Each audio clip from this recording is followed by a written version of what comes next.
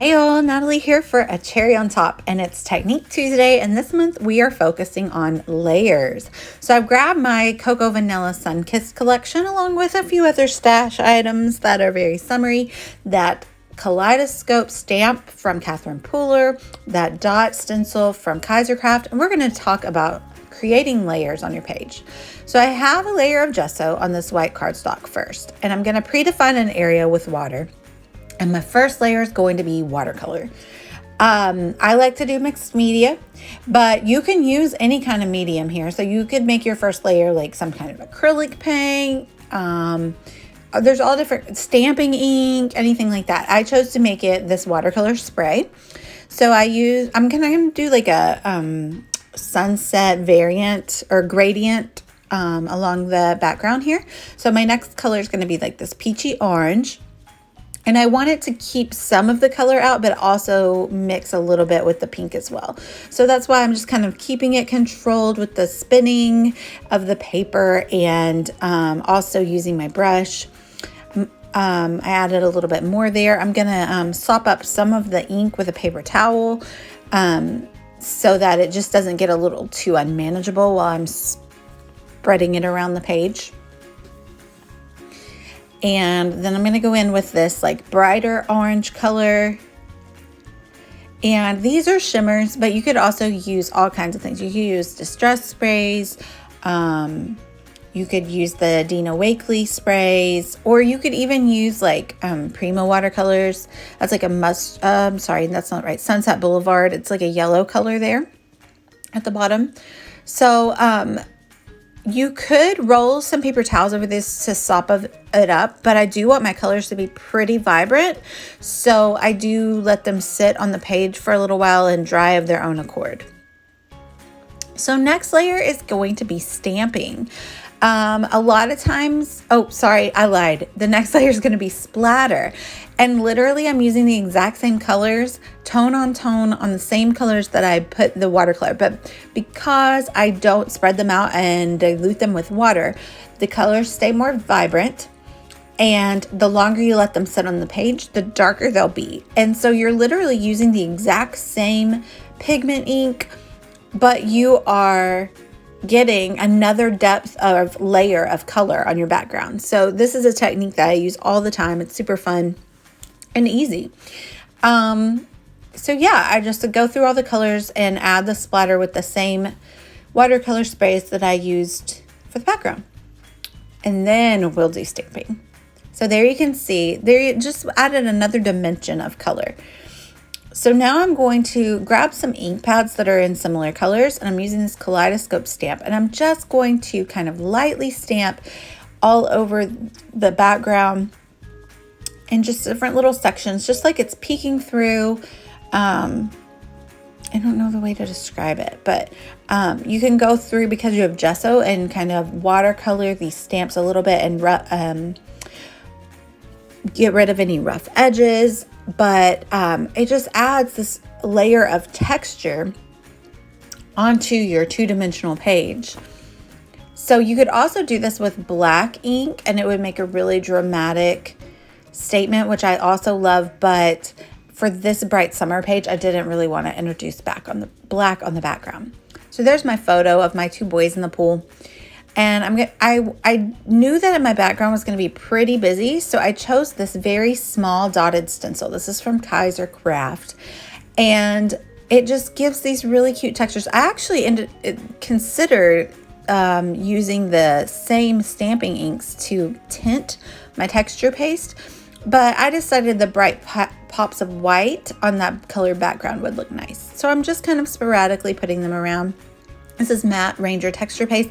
It dries super fast, and it just gives a really great dimension. And it's another layer to our page here. So we'll let that dry, and it literally takes less than a couple minutes to dry. And there's my photo. So my idea is I'm going to pop it up. I'm going to use foliage around it, right? So that's the next layer, is going to be die cut layers. So I use this fun foam to pop it up. I actually am going to use 2 layers of it. But I I decide after the fact that I want to use pattern paper, but I go in and that foam comes off pretty easily. So I have the printed die cuts from Sunkissed by Coco Vanilla Studio. And then I have these lime green die cuts that I ran through my Sizzix Big Shot with some different little thinlit dies from Sizzix and from Tim Holtz, which they are from Sizzix as well. So in the Sunkissed collection, they have this gradient paper that is similar to my background. So I decide that it needs to be the border of my photo. And so luckily my photo came off of those foam bits pretty easily. And so I'm just going to trim it down and stick it back on the foam. There's 2 layers of foam there. And that way I can stick the die cuts around the photo, peeking out from the photo, but it keeps that pink and orange background close to the photo as well. So I like that. It's kind of like you have the pink and orange, then you have the green bits coming out, and then you have more pink and orange. So just adding another layer here. So we have our pattern paper layer, and now we're going to go in with, I got to do a title. So I grabbed that older sticker sheet, and I'm just going to use the word Good Times and put it on my negative space of my photo. On the sticker sheet, they also had some palm fronds and green leaves. So I thought that would be good to layer behind the title and mimic the layers of the die cuts that I'm going to put around the picture. And at first I thought I was going to put die cuts kind of like all around the picture, but it ends up being concentrated more here in the bottom right hand corner and going over to the left. It was just a little too much, and I wanted my background to show through. So I'm just alternating between the printed die cuts and the cardstock die cuts. I'm just sticking a little bit of glue on the stems and sticking them under the pattern paper, but I am leaving the tops of them unglued so I can lift them up, and you'll see me do that there in a minute. So just building layers onto the page. So you build layers onto a 2-dimensional background, and then you build layers 3-dimensionally. So this is doing so 3-dimensionally. And I just love layers. Like, you'll see a lot of my pages have that. I can't do just like a 1 level background usually. Yeah, so you're just gonna watch me stick those under here for a little bit. I like the pops of white that the printed die cuts have around them and how that contrasts with the cardstock dies. And I also, that's why I liked the solid color background and just the white around the edges from the paper, because I knew I was going to have those pops of white in the stickers and the die cuts. So I did go in and I added one of the florals, an orange one, and you'll actually see me here in a minute add a few more, but I do tuck them under the die cut leaves just so they peek out. I didn't want them to be like a really big element because I wanted mostly the greenery. Foliage is like my go-to when I'm layering things, because you can put foliage with almost anything and it looks good and like it is meant to be there, if you know what I mean. So I go through my die cut pack. That was like the die cut floral pack that I just used. And then there's also just a die cut element pack. And I am about to dive into that and grab a few more things. So there you see me just tucking in a couple of the orange flowers.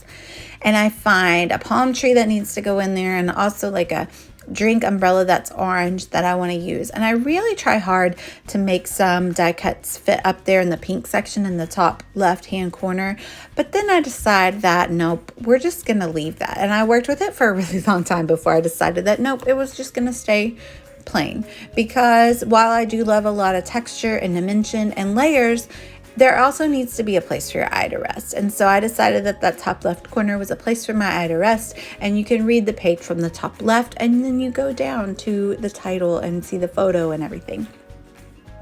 So I have that orange die cut there. I'm just going to cut it in half because I didn't need the whole thing, and stick that there. And the last bit's just going to be my essential gems. Oh, sorry. I'm going to add a couple puffy stickers. So just one more layer of dimension. These are puffies. And so that's another thing that I like to do. So I have like die cut stickers, and I have flat stickers, and I have puffy stickers. So just kind of mix and matching the textures of the elements and embellishments that you add to your page. Lastly, I am going to add my gems, And that's it. I hope that you have learned a little something about layering things up and gotten some good ideas of them. There'll be links down below to the store and the items. And let me know if you have any questions. I'll be looking out for this. Follow me on Instagram at Delightfully Crafty and also my YouTube channel. And yeah, happy shopping. Add a cherry on top. Thanks for watching, y'all. Bye.